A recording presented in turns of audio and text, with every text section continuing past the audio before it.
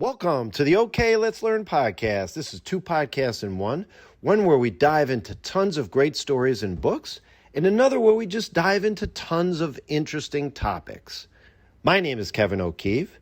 So today, let's learn all about the California gold rush, those San Francisco 49ers. And yeah, guess what? In case you didn't know, that football team, it's all about all these people that came out to California in 1849 looking for gold, looking for riches. It's an amazing story.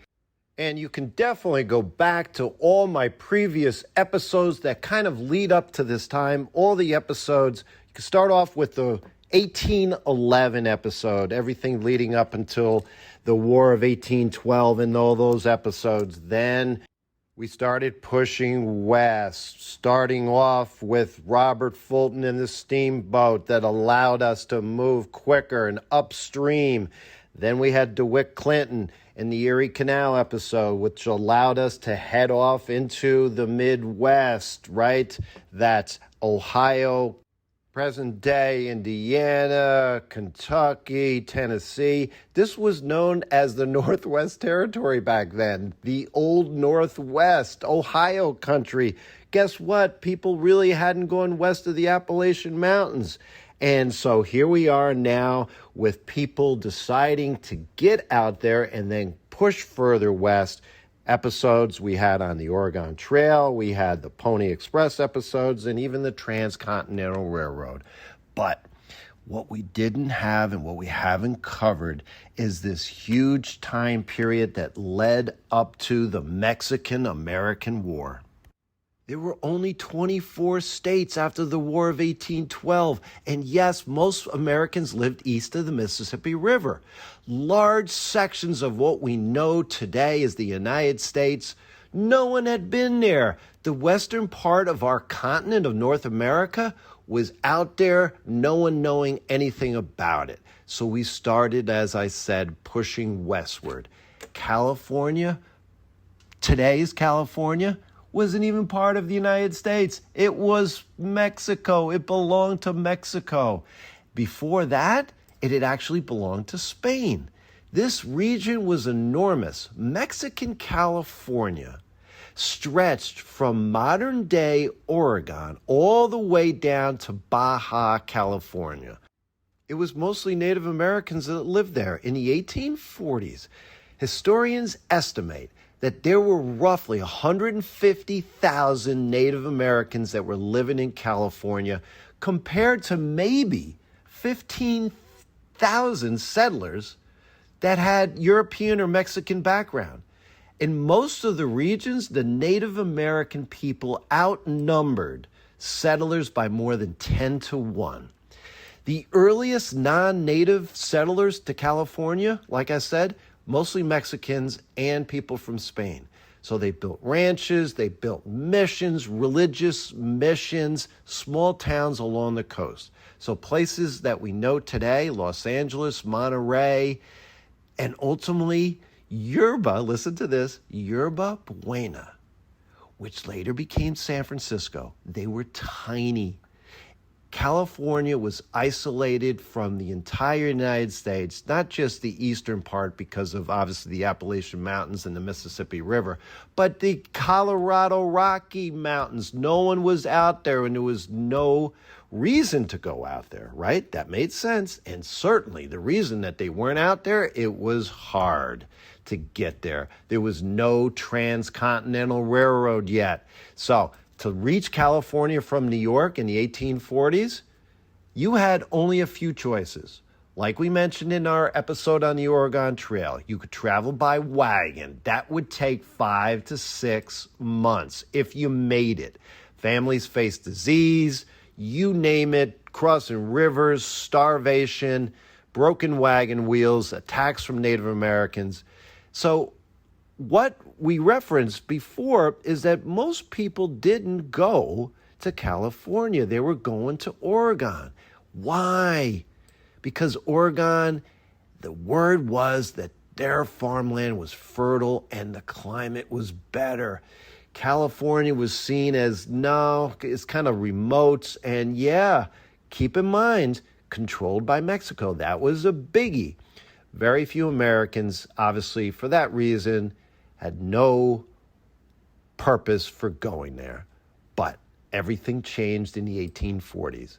We became obsessed about this idea of manifest destiny. Very important. This time period, it's almost like God ordained us and wanted us to go west, and it was in our vision. It was in our future, and Americans believed this.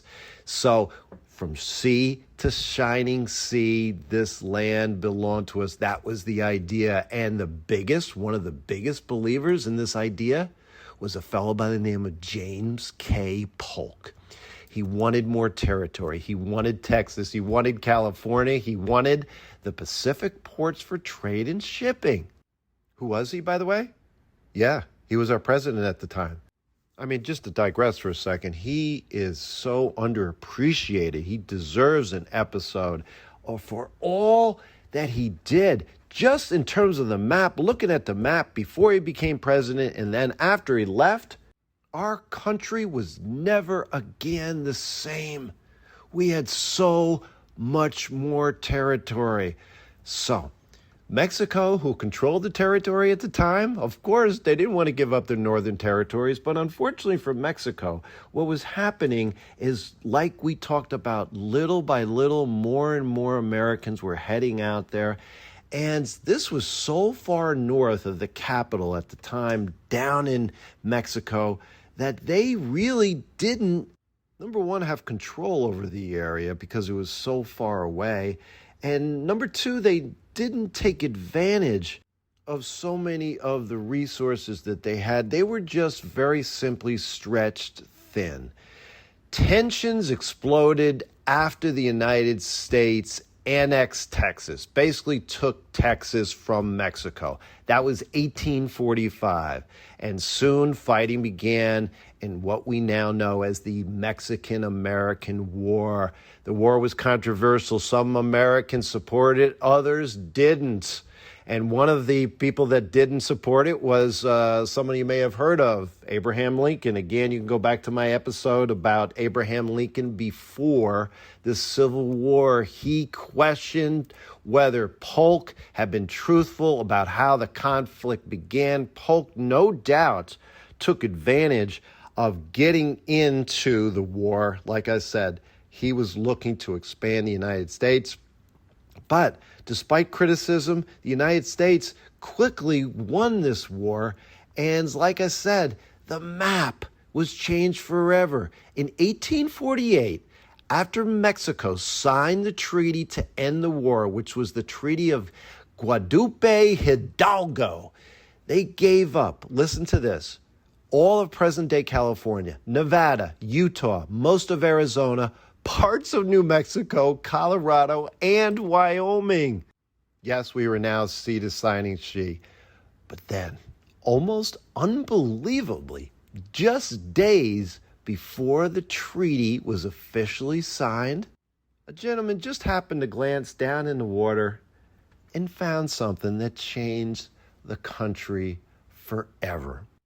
He didn't do really anything remarkable that morning. He wasn't looking to do anything remarkable. He was helping his boss, John Sutter, to build a sawmill. His name was James Marshall. It was January 24th, 1848. It was cold. Marshall woke up early and he walked near the mill. He actually was walking near the channel that was carrying water to power the sawmill wheel. During the night, the water had washed away dirt and gravel from the bottom of the channel, so he needed to fix it. He needed to go and check it out. And as he looked down into the shallow water, it was just a glimpse. He could have looked a different way. He just literally, in a moment, could maybe have not seen anything.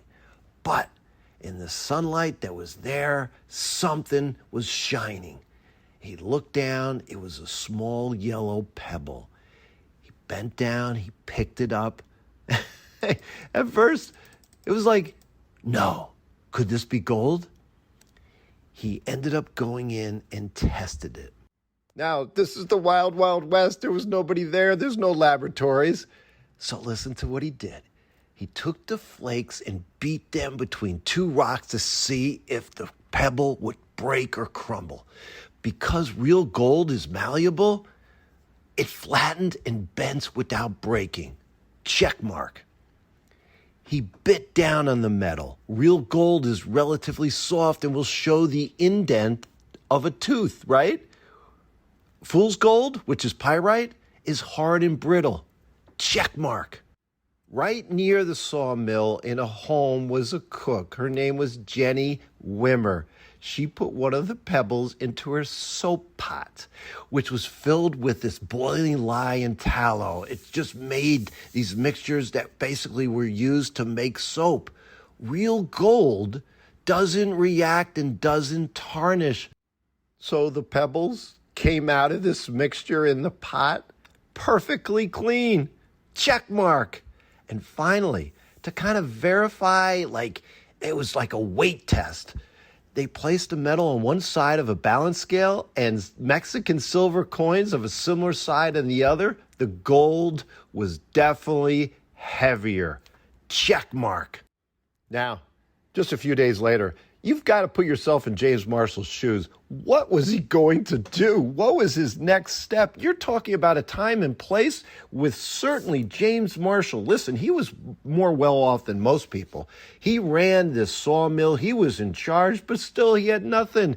People during this time lived off the land. They hardly earned any money. This was a place where there wasn't anybody. And keep in mind, very, very important, this was Mexico territory. Mexico owned the lands. And he wasn't about to know this, but days later, as I mentioned before, now this would become American territory. At this point, America was basically occupying it.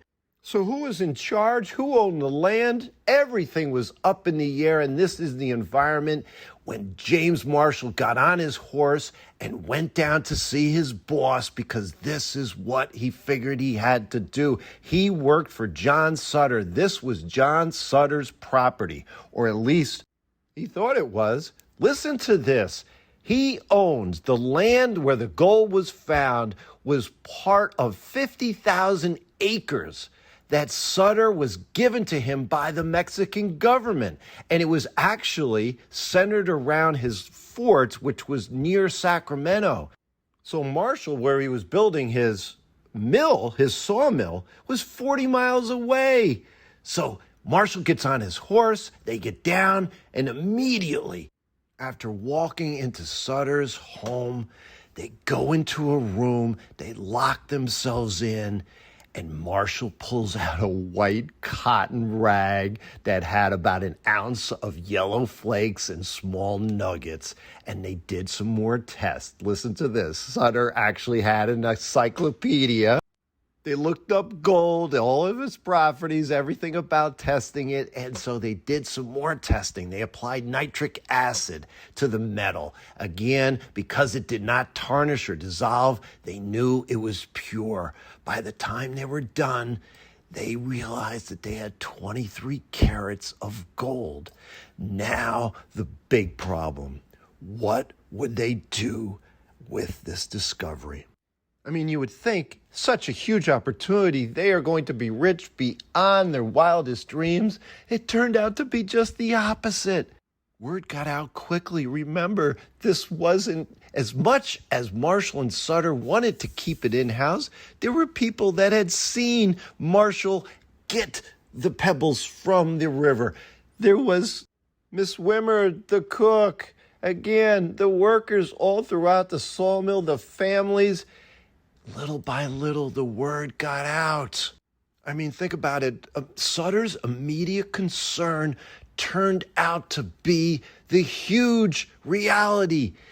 He feared if the word got out, the workers would abandon all of his farms and all of his business. He wouldn't be able to take advantage of the claim that he found the gold on his property. because the property was given to him by Mexico. Mexico is on his way out. But listen, this was what ended up happening down the road. But for now, he needed people to work on his property. And now everyone wanted to find and get gold. Gold was pure money. Gold was cashed in for money where you could buy anything. So workers left their jobs. The soldiers, they deserted their posts. The sailors abandoned ships coming into the harbors. You name the job that you had, a blacksmith, a cook, a carpenter, shopkeepers, everyone wanted what was in the American river, gold. I mean, listen, this was the reality. What you could make if you were lucky and found 4 or 5 ounces of gold in one afternoon, that was equal to 3 months worth of pay back on the East Coast. People heard about this late into 1848, and then certainly all through 1849. They were the 49ers, and they came one after another. The population explosion was so dramatic. Listen to these numbers. Number one, 1848, San Francisco had basically 500 to 800 people. In 1848, at the beginning of the year, prior to Marshall finding these few pebbles, there were, now I'm going to talk about non-Native Americans, the settlers, which were made up of Spanish, people of Mexican, Spanish descent, a few thousand Europeans, and less than 1,000 Americans, 14,000 people. 12 months later, the end of 1848, 20,000 people. Then the 49ers come, a year later, 100,000 people. And then California was admitted to the Union so quickly because of this population explosion, the Wild West, no government, no laws. Immediately, there became this understanding that we need to have not only law and order, but hey, let's be part of this new government. This is an episode on its own, the strategy, the controversy, but ultimately, yes, listen to the population now coming from less than 15,000 just a couple years prior, and now you're up to 120,000 people. 2 years later, that doubled. 1852. 225,000 people. And I will say this, as amazing as this new discovery was, California now being a state, America moving to the next level, the tragedy was such with the Native Americans, their population was completely flipped. They went from 150,000 during this same time to less than 30,000. Now, all these people that came for gold, that came for the riches, it happened organically, but in many instances, it did not.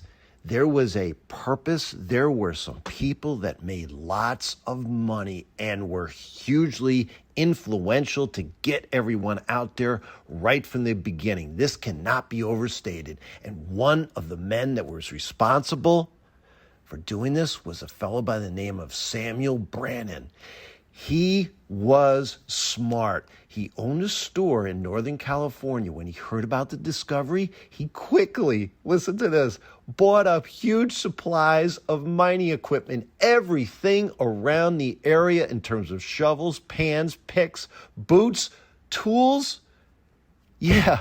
He famously actually went into the streets of San Francisco holding a bottle of gold dust, gold pebbles that he actually had gotten his hands on, right? Talk about being at the right place, the right time. And he would literally be out there like a circus ringleader, like a traveling salesman shouting, "Gold, there's gold in the American River. Come one, come all."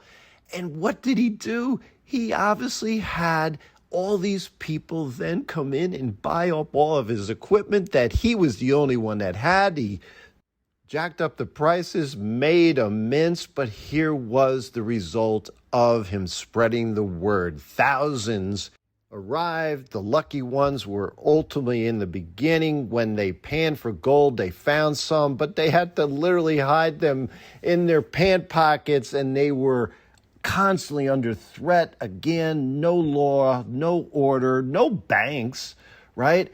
The people that searched for the gold often failed, but the people selling all the supplies were the ones that made the fortunes. The same thing happened later with all the merchants, the hotel owners. You can imagine, right? Ultimately, bankers, transportation companies. Actually, fun fact, one future millionaire who profited from the gold rush, you know who it was? Levi Strauss. Yeah, that Levi Strauss. He invented the blue jeans, and talk about somebody that is so iconic and associated from this time period. But it was President Polk who addressed Congress in that year of 1848 in December, and he was the one that made it official. It was rumors, people didn't believe it, but once he announced the existence of gold, yeah, the rush was on. So to wrap up our podcast, for John Sutter, the gold rush became a disaster. Although gold had been discovered on his land that was connected to this sawmill, he never became wealthy from it. Thousands of miners, as I mentioned, flooded onto his property. They stole his livestock. They teared his land apart. And yes, they abandoned the jobs that once supported his business on his property. His farms collapsed because the workers left. And check this out, squatters actually moved on to his land. And you can imagine this, all these people, where are they going to find the gold? On his property. So all of a sudden, now he's trying to back up his claims that the land belongs to him. This messy divorce from Mexico, and now it belongs to the United States, this new state of California. He spent years trying to convince the government, the United States government, to compensate him for his losses, and all this money was drained from his bank account. Meanwhile, Marshall, same situation, really didn't benefit at all. Actually lived out his life somewhat in poverty. Yeah, he was known as the man who ultimately found those nuggets, but he didn't end up having too many in his pocket. He originally, believe it or not, was born in New Jersey, near where my daughter went to college, the college in New Jersey. His home is in Lambertville, and the house where he grew up is still there. So while he's known throughout history as the man responsible for California literally coming onto the map, he didn't benefit financially. This gold rush changed our country forever. It transformed this area from a distant frontier into one of the fastest growing and most important places in the nation. California today is still that land of opportunity, still so important to our nation. It built cities. San Francisco, we know. Los Angeles, San Diego, it accelerated Western expansion, it increased trade for all over the world, and really, it was the driving factor behind the Transcontinental Railroad. Millions of people around our country and around the world finally viewed this land, this territory known as America's West, as really a land of opportunity and reinvention. It brought incredible wealth, but at the same time, hardship, violence, you can even say environmental destruction, and certainly tragedy for many Native American communities. Yet, the legacy remains off the charts. It reshaped not only our map, but our economy and our future as the United States of America. All because a gentleman just happened to glance and see a little gold speck in a river. Friends, thanks for taking this journey with me, learning all about the California Gold Rush. Reach out to me at kevmok21@gmail.com. We have a Facebook group, Okay Let's Learn. We have a YouTube channel, Okay Let's Learn. Tell a friend, tell a neighbor about the podcast. If you know someone in your life that's curious and loves to learn, we got episodes coming out every couple days. Until next time, have fun and keep learning.